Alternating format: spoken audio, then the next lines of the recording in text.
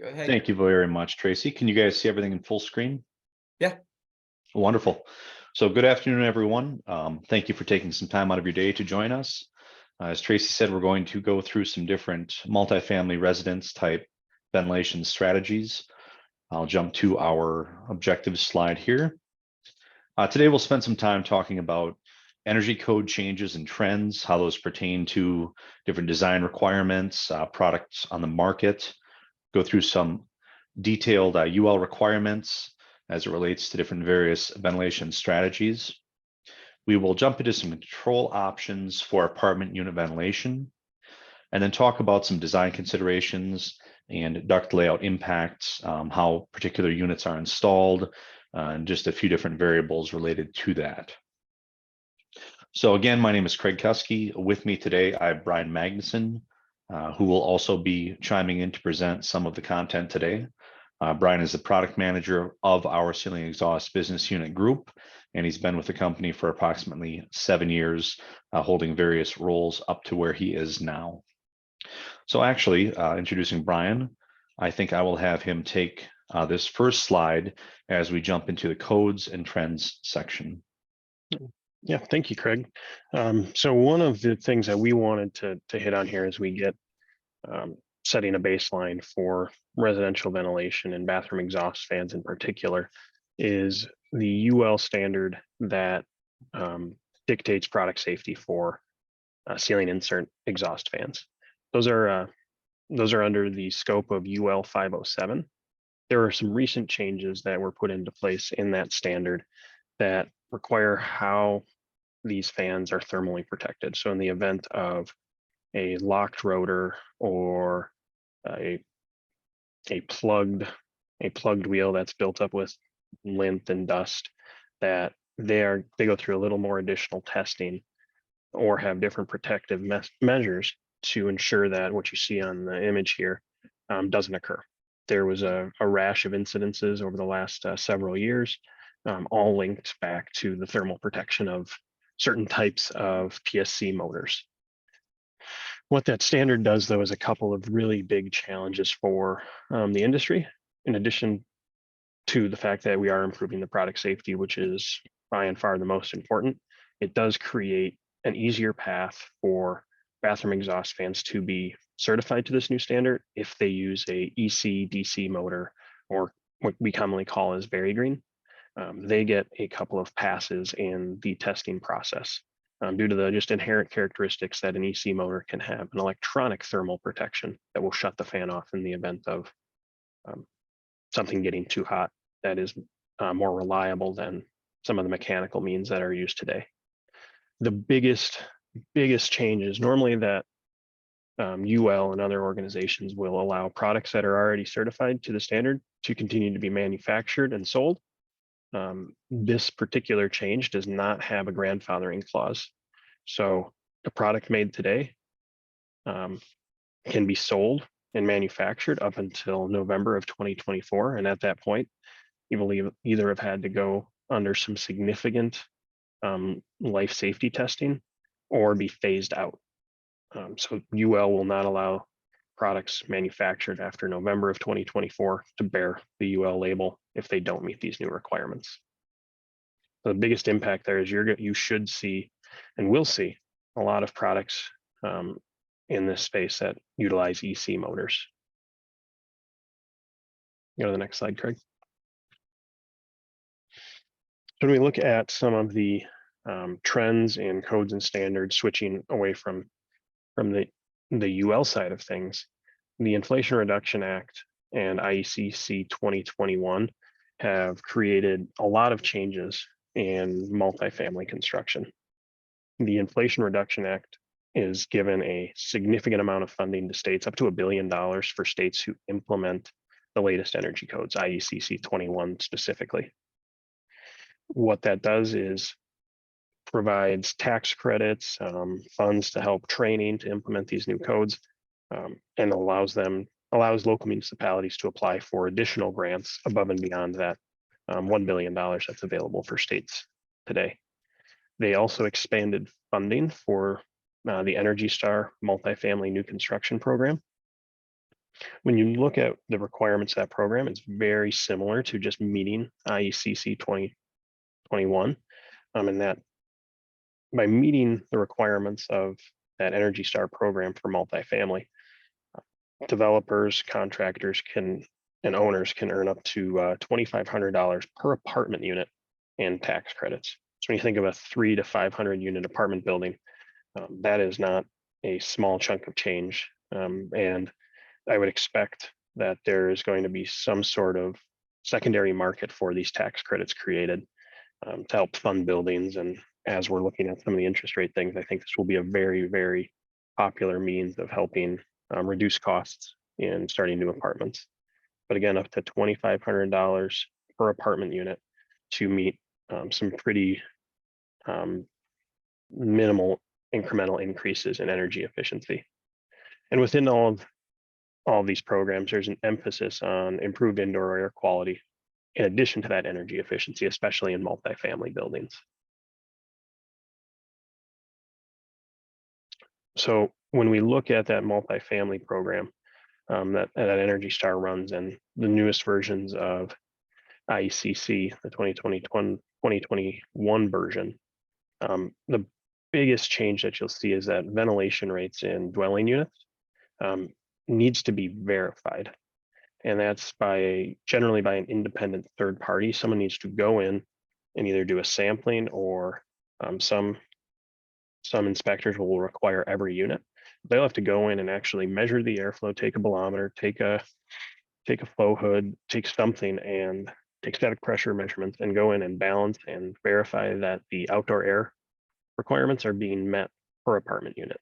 And that can range anywhere from 30 up to 150 CFM, depending on the size of the dwelling unit and how many bedrooms are in there. And as we look at IECC 2021, we're already seeing a lot of states that we would not have expected to adopt. Alabama, for one, will be implementing IECC 2021 relatively soon. And that update of the code does require the use of ERVs in quite a few more climate zones. And when you look at the breakdown, it's also driving the requirement to unitize your ventilation. Doesn't specifically call it out, but it makes it a lot easier to comply with other parts of the code.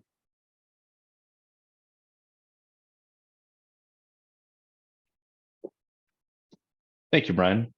So obviously, as many things in our industry go this way, a lot of codes and standards dictate what we do, what we use. It's important to look at forthcoming changes as well, and really moving away from some of those on the bath fan side in particular. Some of those C-frame PSC motors is really going to help the industry as a whole, and there's other benefits we'll talk through as well. So the next section I'd like to talk through discusses some various ventilation strategies. In that prior slide Brian presented, we saw the flow hood testing the airflow of an installed bath fan. And just a quick little statistic here. There was a recent study by the Department of Energy's Building America program, and what they concluded was that 52% of the ventilation systems, they evaluated, many of them failed to, let me restart. With everything they evaluated, 52% of them failed to produce any meaningful airflow. And on top of that, 67% of them didn't even come close to meeting code. So we have this huge base of actual installed bath fans. And the biggest takeaway is they're not moving any air. If they are, they're moving very minimal airflow. And that's really a great concern, just from an occupant health, indoor air quality standard point of view. And, if we're not getting air changes in a space based upon the install method or an inferior bath fan or other piece of ventilation equipment being used, we have the concern from a code and standard side and non-compliance, but we're also not really making that a very enjoyable place to live if we have poor indoor air quality, mold, mildew, etc. So looking from an ideal point of view, when we talk about great ventilation, we're looking for even distribution across each area in the living space. Ideally, we're going to have some type of filtration as well. So we're purifying or cleaning that fresh air, provided we have a supply element in that system. And anytime we have a balanced system, which we will discuss in a little more depth here on the following slides, we really have the control of exhaust and supply when we're bringing fresh air inside, how we're filtering it, how we're distributing it, and we can control that based on outdoor air conditions and other variables as well. So looking here, just a few rules of thumb. I'd like to spend some time talking about bath fan sizing. Typically, when we have a small to mid-sized or even large bathroom, I could say less than 100 square feet, we would recommend sizing for 1 CFM per square foot. Again, that's based upon a typical 8-foot sidewall. When we get into these larger restrooms over 100 square feet, we change the sizing convention to 50 CFM per fixture. So very large bathroom, we would take 50 CFM for toilet, shower, tub, jetted tub, etc., and add that up to get our total recommended airflow. Again, this is more of a rule of thumb, and a lot of these policies are written around minimum ventilation as well, so keep that in mind. With that, we have to ensure adequate makeup air in the most simplistic exhaust-only system with just bath fans. Again, not always ideal, but if we have such a system, we have to make means or provisions for makeup air to passively enter that space, which in a typical restroom could be as simple as a gap under a closed bathroom door. Again, there may be other applications or systems in the space, maybe higher end steam showers, things like that, where we may consider higher airflows to remove more moisture or remove it more rapidly. As far as ducting recommendations, I think we all know that in this application or any other fan application, the installed ductwork really has an impact on the fan output and how much air we actually move. Now, we will talk a bit about constant CFM EC motors, which do ramp up under pressure and maintain that rated airflow. But just in a fundamental point of view, looking at these elbow example on the left-hand side of the slide, we would want to prevent any immediate elbows at the discharge of the fan, having a straight duct run prior to making that transition or turn. The example on the right, a long radius angle. Again, if we could move away from that flex duct and do more of a step approach with a smooth wall duct, that's going to benefit us from an airflow perspective. Obviously related to that, just standard ductwork in general. Instead of good, better, and best, this is almost a poor, better, and best situation. So left-hand side, flex duct, insulated flexed vinyl. We know it's relatively cheap. It's easy to work with. It's okay for some applications, but it's not ideal for airflow, particularly if we don't have that pulled nice and taut, such that it reduces the resistance to the airflow. The next step from there, if we can have some aluminum flex, but we pull it nice and tight, that will help with our airflow. Or perfect world, more of a PVC or galvanized smooth wall design of the appropriate diameter is really going to benefit us from an airflow perspective. The next few slides here, we talk about static pressure. We're going to reference this overhead 2D line diagram on the right-hand side. Here we're showing a pretty long duct run of a toilet exhaust fan, 4-inch diameter ducting. Looks like we have maybe a little elbow or 45, and then we have a discharge accessory where this goes outside. So we talked in the prior slides about determining the necessary CFM. We're also going to look at calculating the total effective length, which we'll jump into in the next slide, and then looking at the static pressure associated with a given system. So same drawing here on the right-hand side of the slide. We talked previously, one way to calculate our CFM is 1 CFM per square foot, up to 100 square foot spaces. Second option, we could base that necessary CFM on air changes. So for option 2, we would take our volume of the room, divide that by air changes per hour. In this application, we're going to recommend 8 air changes. So digging a little deeper into option 2, we have an 8x10 space with an 8-foot sidewall.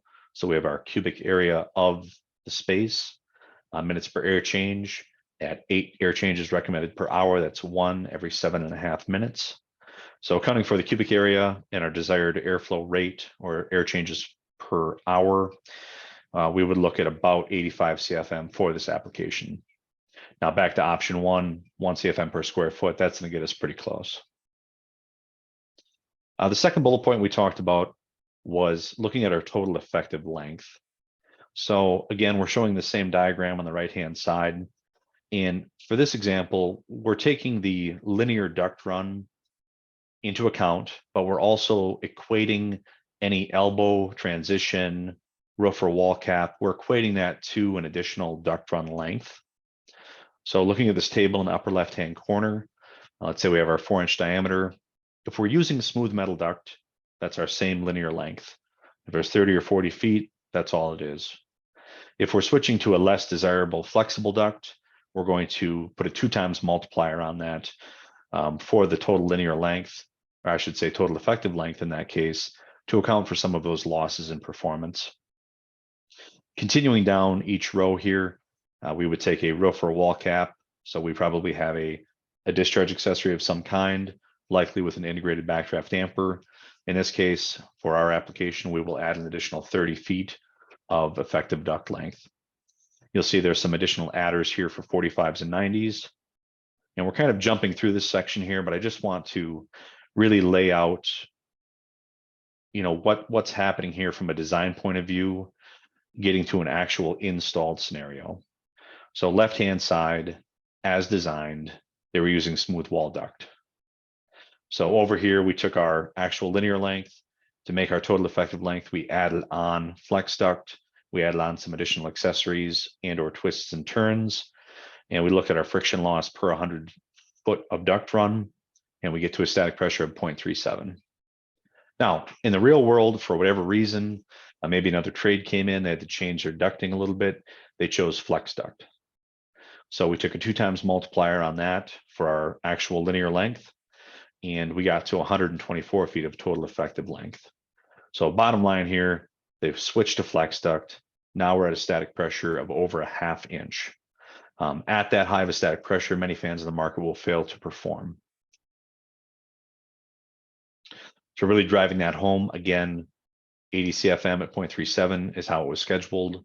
We switched to flex duct for whatever reason, and we are at over 1/2 inch of pressure.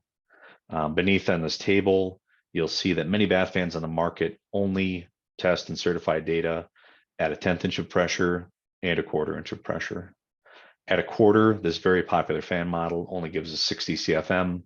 At a 1/2 inch, it probably doesn't move any air at all. So I'm hoping most people on the call have heard of our ECAPS website. If not, the URL's in the lower left-hand corner, ecaps.greenheck.com. And within here, we do have a bath fan sizing calculator. And basically, we click into the ceiling section for our bath fan product. We see our volume and static pressure entry points. Just to the right of that, there's a button that launches a sizing wizard. Within that sizing wizard, we start off with our room information inputs. Pretty simple here. We're going to say it's 9 by 9, 81 square feet. Pretty easy. Next button there, ducting information. We have our round duct diameter drop down. In this case, we'll choose 4-inch. The next 3 rows beneath are all related to the ductwork type. So we choose one of these 3, either smooth duct or flexible duct strung tight, or in this case, worst case scenario, insulated flex duct loosely laid. In this application, we'll say there's 1 termination. Even without an elbow, you'll see we're approaching 0.3 inches of static pressure. So in all reality, if we add an additional 90 or 45 in there, we're going to see static pressures of 0.4 of an inch or greater. So we talked about different ventilation strategies. There's some input on the prior slides about bath fan sizing. When we look at exhaust only strategy, these next few slides will talk about the positives and areas of concern for a given application. So exhaust only, matching the image on the right-hand corner. It's pretty cheap, easy to install. As we talked about earlier, any makeup air is going to enter the space passively with exhaust only, pretty low cost. Few negatives or things to consider. We have a potential for pollutants in the makeup air. We're not controlling it, how and when it's entering the space. It's likely coming in from an adjacent room. We're not tempering it, we're not filtering it. All this could lead to higher heating and or cooling costs based on your climate and time of year. And in a case of a more extreme negative pressure caused by overventilating a space, if we have a natural draft or gravity vented appliances, such as a water heater, we could have some concern there with spillage on a spillage susceptible appliance like that. Next, supply strategy. Again, pretty simple and easy to install. The beauty here is we can control how and when the air enters the space. Maybe there's some additional nice to have features such as tempering that air, filtering the air, considering outdoor air quality and just temp and humidity conditions outside. Do we want to bring air in on a given time? Few cons, potential for higher heating and or cooling costs. And overall, as you all well know, middle of summer in your area, probably not appropriate for select climates. It's not a one size approach for all of the United States by any means. Naturally leads us to balanced strategy, which as you can imagine is probably the best option when possible. It can be used such that it'll work for just about any climate zone. It's much more targeted, well thought out, effective solution. And a big part today, what we'll be talking about is smaller size energy recovery ventilators for multifamily applications, apartment dwelling units, condos, etc. Few things to consider. In some cases, we may have a higher initial cost. There's a lot of different ways to use an ERV in these applications. We'll talk about those a little bit later as far as types of install, standalone, maybe integrated with other pieces of equipment. It's possible we could have multiple fans and or two sets of ductwork based on how that's installed. And if we have multiple equipment pieces such as dedicated exhaust, dedicated supply, separate from an ERV, that could be a more expensive solution. So why should we use an ERV? Why do we care about this? You know, we talked about this on some of the intro slides, but you know, occupant awareness of indoor air quality is really at an all-time high. ERV is almost always the answer across the United States, we'll say. Heat recovery ventilators aren't always appropriate. They also require drain lines, which is one more thing to consider. Moisture management really helps improve comfort and reduce burden on heating and cooling equipment in the space. So with all those efficiencies, we are really gaining a net energy benefit overall if we look at the full scope. And this can really drive ERV use based on the application can drive to fewer pieces of equipment. So we may have fewer bath fans. If we have an ERV, perhaps we have that exhausting a higher rate than supplying to pick up some additional bathrooms in the space. Years ago, there was a lot of considerations about ERVs, a lot of debate in the market, but there have been a lot of enhancements in the design, better manufacturing techniques, provide zero cross leakage between the exhaust and supply air streams within that polymer core, different pre-filter options. We also have MERV 13 filters. The market has MERV 13 filters, really prevents any debris from entering and damaging that core. And there are several integrated control options such that it can be controlled appropriately for any climate. So I think this will be a refresher here, but what is an ERV? With an ERV, we're supplying fresh air from outside into the home. In a lot of applications, the exhaust may be set equal to supply, other than the prior example of picking up some additional bathrooms. We're going to improve the indoor air quality. We're going to recover a lot of the temperature and moisture from the exhaust airstream and really precondition that incoming supply airstream. Gain some efficiencies from that. Also, you know, an ERV really helps balance and manage humidity within the space. So I mentioned earlier that an ERV is almost always the right answer. We have some descriptions here for review and a couple images on the right-hand side. So an ERV or enthalpy recovery ventilator is going to recover both sensible and latent energy, whereas an HRV or heat recovery ventilator only recovers sensible energy. Looking from an efficiency standpoint, power consumption, almost, I don't want to say negligible, but particularly when we can switch to an EC motor in one of these type of units or others, they're just a fraction of the operating cost compared to standard PSC motors. And again, not negligible, but the benefits and efficiencies far outweigh the cost to power these units. So looking kind of at a side screenshot here of an ERV core, we obviously have 2 impellers, 2 motors in these units. With that, we have our polymer core that the exhaust and supply air streams pass through. We're exhausting our cool air from inside the space to outside conditions for our exhaust considerations. And then any warm or humid fresh air from outside as it passes through that core is stealing that temperature and moisture from the exhausted airstream and bringing in a tempered or preconditioned air into the space. So that's probably the most pertinent example, especially for your climates, in this quick description. Next here, we have a couple of install considerations. I'd like to hand this next little section here off to Brian. Thanks, Craig. And I just wanted to really drive home a couple of the things that Craig was discussing there in the last section.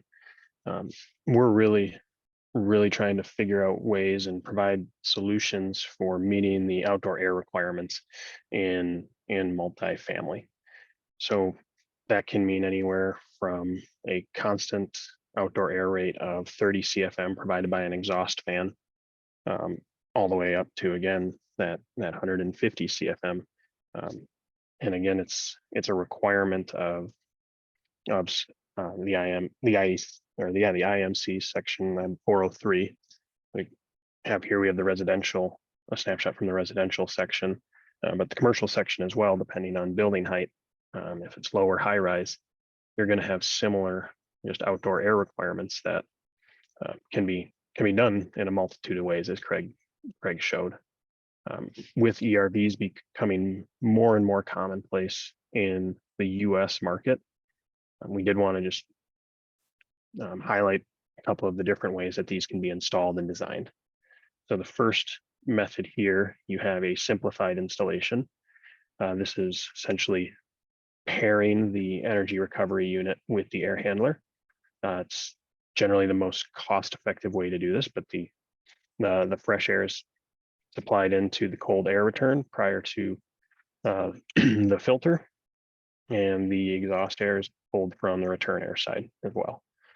The unit is then tied in to the air handler to cycle the blower, that when we're bringing in outdoor air and the energy recovery unit is running, that the ductwork is being used to distribute that fresh air as well. And generally, this is going to be your lowest first cost. Some of the challenges here, you're relying on the ductwork from that forced air system. So if you are doing energy modeling or any sort of analysis on the energy consumption, you'll typically have to use the air handler blower as your fan of record, some people call it, where you're using that to provide your energy consumption. So your operating costs with that are generally going to be higher. And in this case, you're still going to have to provide exhaust solutions for your bathrooms and your kitchen. So providing that either 20 CFM continuous or 50 CFM intermittent rate in the bathrooms, and your 25 CFM or 100 CFM intermittent rate in kitchens. You'll still need to provide secondary equipment to do that.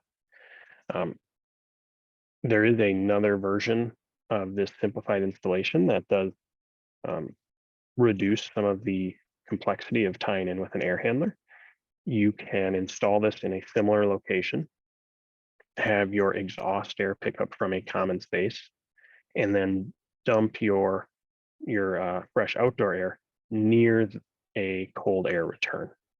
So it doesn't have to be tied in, but it can use its proximity to that cold air return to then distribute the fresh air when the air handler runs. It's not telling the air handler to run, it's just relying on that natural cycling and schedule of the air handler.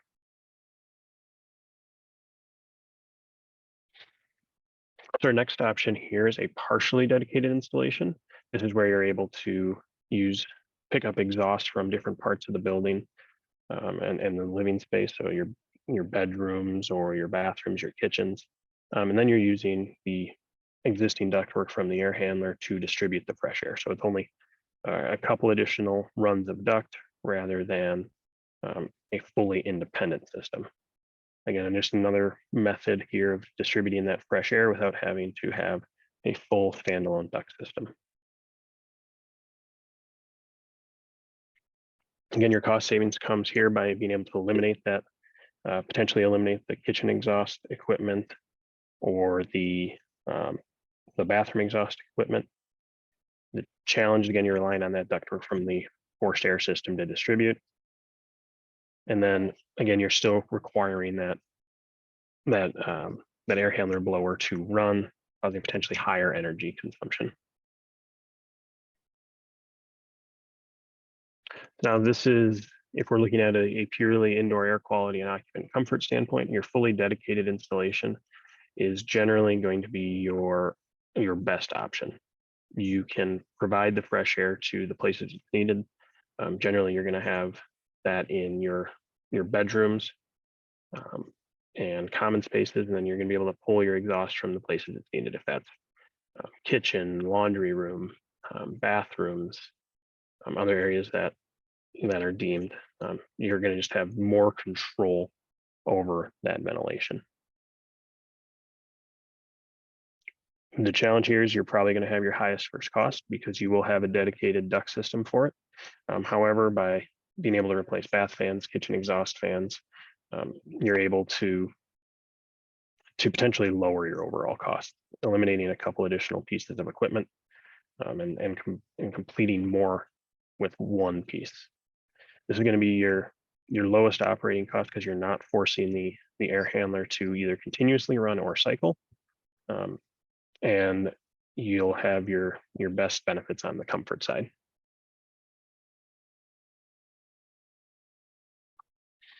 So one of the things that we're seeing with some of the new code changes that have begun coming into play across the country is that when you use that partially or fully dedicated system, that there's a ventilation credit of 30% or could be modified by municipality for systems that are balanced and distributed. So where you may have needed 70 CFM for a 1,500 square foot apartment that had 2 bedrooms, now perhaps it's a 30% reduction in there. Again, reducing your load on your air handler, reducing the energy costs of running the ventilation system. And then with the features that a lot of our energy recovery units have, these can still be boosted just by a simple switch in the bathroom or kitchen to run on a high speed to take care of those intermittent events that you can use to eliminate odors and reduce moisture.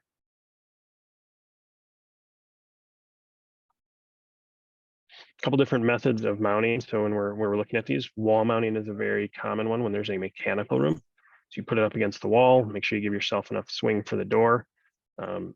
We make a lot of very compact units, less than 10 inches deep, so that you're not taking up a lot of room in these tight mechanical spaces in multifamily with leaving space for door swing. These doors also hinge slightly. You see on the right-hand side, it's fully hinged down. If you open it about 6 inches open, the hinge you can actually pop to the side and fully remove. So you don't need that full door swing. You can work in a very tight environment. You need about 12 inches total to remove the core, and that's about it. Actually, Craig, if you want to go back to that previous slide, I did want to show one feature that's really important to hit on. As you see on the right-hand side of the image on the door panel, we have a molded and sealed integrated drain pan. One of the challenges with energy and heat recovery in the past is that if you were to use them, it would require the use of a drain line. With how technology has improved, we're now able to eliminate that requirement on our units, meaning that the maintenance goes down, the potential for leaks and failures is down, and these can be installed and oriented in different ways. And that core is fully sealed so that any excess moisture that has built up can then be evaporated back into the appropriate airstream.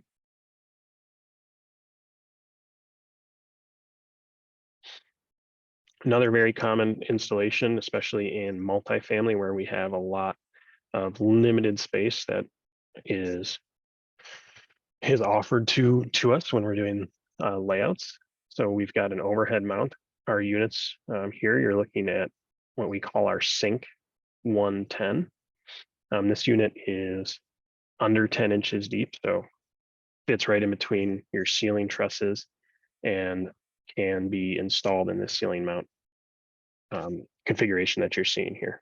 Really easy to install. You have features that allow, that's something that's really important to consider is the maintenance. There's features on these units that allow the entire fan panel to be dropped out so that in the event there's maintenance that needs to be done, you're not taking the entire thing apart to replace a component. You can take the power pack assembly out, replace it with a new one, and then do your repairs. That maintenance can do their repairs on their own time, and they're in and out of that apartment unit quickly. We do also have, when you're actually Craig, you can go to the next screen. So the biggest considerations with ceiling mounting is that the benefit is we're not taking up that usable floor space. So that's more square footage available to the architect to increase that leasable square footage or that sellable square footage in a condo.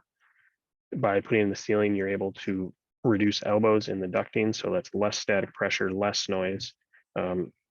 One thing that we see very, very common because of that increased first cost of the unit itself, we see a lot of engineers picking selection points right at the peak of a unit's operating capacity. In any time that you do that with any piece of equipment, you're probably going to have your highest noise point.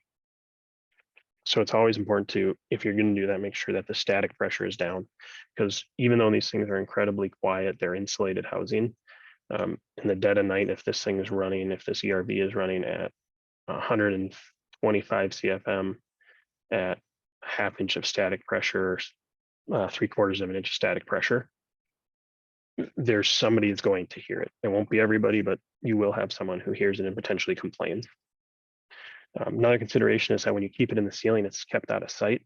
So this is, again, protecting the building owner's investment, and then the occupant is a lot less likely to disable it because they don't see it. It's just, they know it's part of their system and it's running and it's bringing in their fresh air for them. And by continuously cycling that fresh air, it always is just something that helps control moisture and helps protect that, again, that building owner's investment. A really nice feature when you're looking at your duct layouts as well is consider mirrored options. So if you have two apartment units that are right next to each other, generally they're going to have a party wall where the living spaces are on opposite sides. Our mirrored units allow you to lay out a left-hand and right-hand version of the same apartment, where you do not need to cross ductwork to meet those 10-foot clearance requirements for intake air and exhaust air. Again, just something that makes life easier, makes installation easier on the in the field, and then you're just able to really reduce your energy consumption as well as reduce noise. Now, if you're unable to either use a mirrored unit for whatever reason, or There's still the need to have simplified duct layouts. There's products on the market, there's products that we offer that is a dual termination fitting. So it has your intake air and exhaust air coming from one weather hood. We've done some pretty substantial testing, and it's gained acceptance in quite a few jurisdictions that we're able to show that even though they're in the same wall cap, your intake air and your exhaust air, there is not any short cycling between them. Go ahead on to the next slide, Craig. Also want to just end on a couple of examples of products or of projects where energy recovery units have been used. Again, this is all of fairly new technology to be used widespread. So there's just a couple projects that we've done recently that I wanted to highlight. This is a 216 4-story apartment over in Oregon. 216 energy recovery units all installed in the ceiling. Everything went in without a hitch, and we expect completion to be done very shortly here this summer. A little bit more of a downtown type project. That was a greenfield project. This is a project in Boston. 201 apartment units. Substantial completion is scheduled for early next year. But again, different code requirements compared to the opposite side of the country. But a lot of the same constraints. Not a lot of space. We've got to get the outdoor air, and we got to keep our first cost down.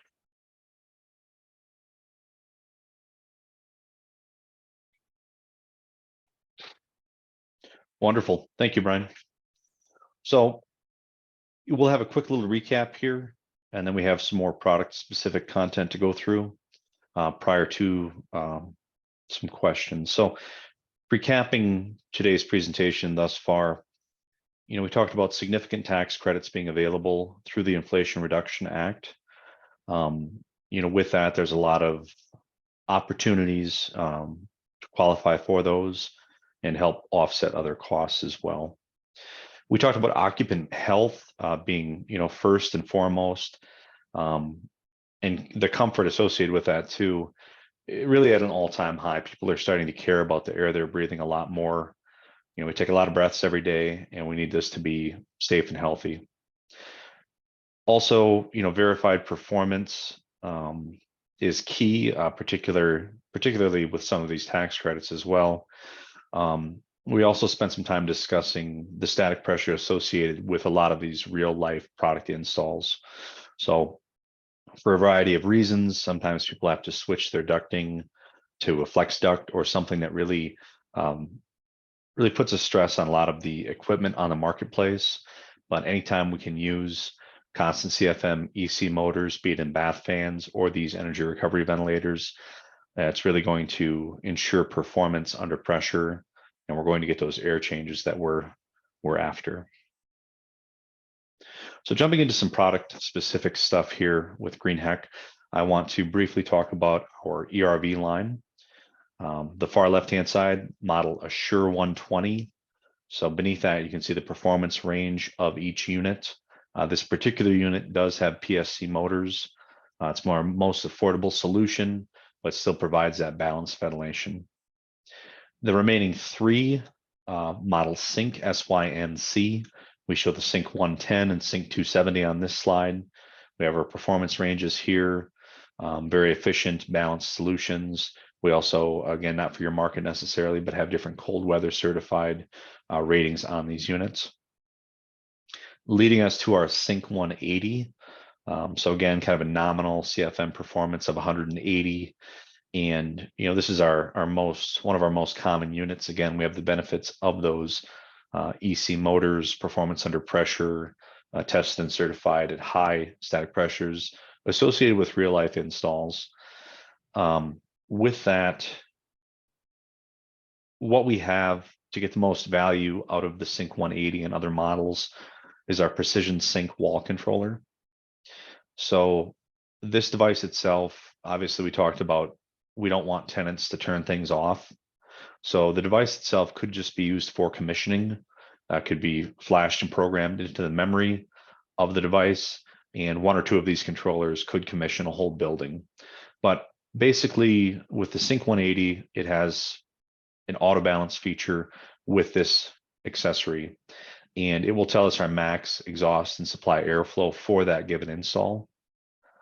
Beyond that, we can adjust the exhaust and supply airflows within 5 CFM increments. So maybe we'll have an application where that's a 1-to-1 ratio, or maybe our application will allow us to exhaust at a higher rate to pick up some other exhaust, such as a bathroom. Other boost modes with this, timer settings, temp humidity control as well. And this is really a nice feature for the user or the installer to get the most out of these units. On top of that, we talked about MERV 13 filter options. That would be our filter prior to the core, various wall controllers and timers. Brian mentioned that dual hood, having that one penetration in the wall for exhaust and supply airflow, very beneficial. The fewer penetrations we can have in those membranes. He talked about the mirrored options as well. And we do have hardwired or plug type product construction. We'll see for most applications that permanent hardwired option is required. So we definitely can comply with any requirements related around that. Talking about bath fans briefly here before we start to wrap up. This is Greenheck model SPAP0511W. So this is a constant CFM EC fan, 2-speed capable. So high speed we can set for 50, 80, or 110 constant CFM. 2-speed, if used, we can set that down to 30 CFM. So the most common use case there for code compliance would be running the fan continuously at low speed, again down to 30 CFM, and then boosting to our high speed on demand. That demand could be something as simple as a wall switch or an integrated sensor. So we have integrated sensor options here: humidity, motion, CO2, different ways to call for that high speed. Comparing against others on the market here, you'll see each row, we have some different criteria. The first blue column is our fan I just talked about. The remaining 3 are other market leaders from other competitors. You'll see our whole column, green check marks. You'll see other competitors don't necessarily meet each row. So certified airflow and sound at 4/10 of an inch and above. We have a precision flow airflow dial to dial in precise airflows. 50, 80, 110, infield customization with plug and play accessories, or those could be installed upon initial install. The outlet of this fan has a 6, 5, or 4-inch adapter, so it's compatible with many types of ductwork as standard. On top of that, we have humidity, motion, and CO2. That CO2 sets us apart, and all of our performance is third-party certified. Another relatively new fan model for Greenheck, our SPLP, low profile. So this is a 3.5-inch deep fan designed for install in a 2x4 studded wall. That said, it can also be installed in a ceiling and is CRD compatible, as is the AP, whenever needed. So the beauty of this fan is we have the highest in-class performance, so up to 110 constant CFM. And a lot of others on the market are closer to 4 inches, such that we have to take our 3.5-inch cavity from the stud and also add the sheetrock to fit those larger fans. Whereas with Greenheck, it's lowest profile. There's room for a vapor barrier if needed. So a lot of benefits there. Similar chart, tested and certified performance. Really our biggest takeaway from our bath fan products and from our ERVs as well is third-party tested and certified performance and designed to install in real-life applications. Designed to work in real-life applications. So that will wrap up. We have a few minutes left here. Tracy, I will hand this back to you for any questions that Brian or myself may be able to field for the group.